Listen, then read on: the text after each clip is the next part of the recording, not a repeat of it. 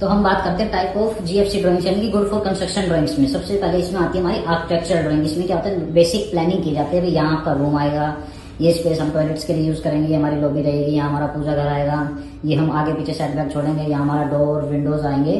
तो उन टाइप्स की ड्राइंग्स को बोला जाता है आर्किटेक्चरल ड्राइंग। उसके बाद हम तैयार करते हैं स्ट्रक्चर ड्राइंग्स। कि स्ट्रक्चर ड्राइंग में सबसे पहले तो आती है कॉलम्स की मार्किंग, कि हम एज पर जो आर्किटेक्चरल लेआउट है, जो हमारा आर्किटेक्चरल लेआउट बना, उसके हिसाब से हमारा जो स्ट्रक्चर है यानी कि कॉलम्स हैं वो कहाँ कहाँ और किस साइज के आएंगे। स्ट्रक्चर्स में फिर फर्दर हमारा जो है सबसे पहले फाउंडेशन ड्राइंग्स बनती है। फाउंडेशन ड्राइंग्स बनेगी, कॉलम के शेड्यूल्स बनेंगे, और जो हमारी बार बाइंडिंग होती है कि जो छत है वो उसमें कितना सरिया किस हिसाब से कितने mm का यूज होगा, वो प्रॉपर ड्राइंग बनती है। बीम्स की डिटेल आती है कंप्लीट उसके अंदर। तो वो हमारी कहलाती है स्ट्रक्चर ड्राइंग्स। फिर आता है हमारा फर्नीचर लेआउट। जब हम सब कुछ कॉलम वगैरह ये सब फिट कर लेते हैं, उसके बाद हम बनाते हैं फर्नीचर लेआउट, कि उस हमारे आर्किटेक्चर प्लान में हमारा जो फर्नीचर है वो फिट हो जाए या नहीं हो पाएगा, ताकि कल को जब इंटीरियर का भी काम हो तो वो आपके लिए एक हेडेक ना बने। कि कई बार क्या होता है, लोग फर्नीचर लेआउट बना के नहीं देखते, डायरेक्ट आर्किटेक्चर प्लान बनाते हैं। उसमें कई बार 2 रूम्स ऐसे आ जाते हैं अटैच टॉयलेट्स की वजह से, बेड की लोकेशन और हमारी की लोकेशन में डिस्टर्ब हो जाती हैं चीजें। फिर हम बनाते हैं इलेक्ट्रिकल और प्लम्बिंग। इलेक्ट्रिकल और प्लम्बिंग ड्राइंग भी पहले बनवानी इसीलिए जरूरी रहती है कि आपको ये पता रहे कि फैन कितने आएंगे आपके रूम में। 2 बड़ा कमरा है तो 2 फैन लगेंगे। नंबर ऑफ लाइट्स क्या है कि कम ना रहे कल को।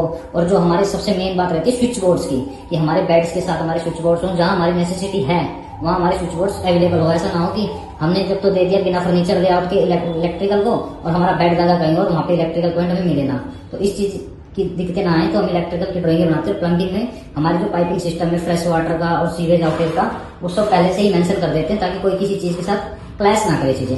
फिर आती है वॉल मार्किंग, कि जब कॉलम से कॉलम के बीच में जो चीज है गई स्पेस बचा, वहां पे वॉल आएगी। अब उस वॉल में अगर कहीं पे विंडो आती है तो वो एग्जैक्ट कितनी लोकेशन कितनी डायमेंशन बाद आएगी, तो वो होती है वॉल मार्किंग। फिर होती है centre line marking. Centre line marking की जाती है एक स्ट्रक्चर में जो हमारे कॉलम्स के लिए, और वॉल्स की सेंटर लाइन मार्किंग होती है। उसके बाद आता है डोर एंड विंडो शेड्यूल, कि आपके नंबर ऑफ डोर्स कितने हैं, किस साइजेस के हैं, ताकि आपका जो फैब्रिकेटर है या कारपेंटर है वो आपके फ्रेम तैयार कर सके उस चीज के लिए।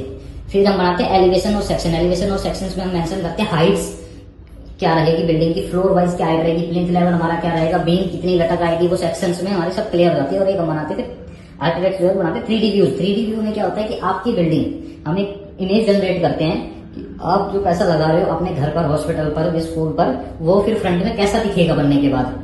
वो एक आइडिया हमारे दिमाग में रहता है ताकि हम कंस्ट्रक्शन के टाइम में कोई वॉल हमें ज्यादा बनानी कम बनानी नहीं बनानी, हमारी रेलिंग जो गिलास की लगेगी एल्यूमिनियम की लगेगी, वो चीजें क्लियर हो जाती है 3D व्यू से।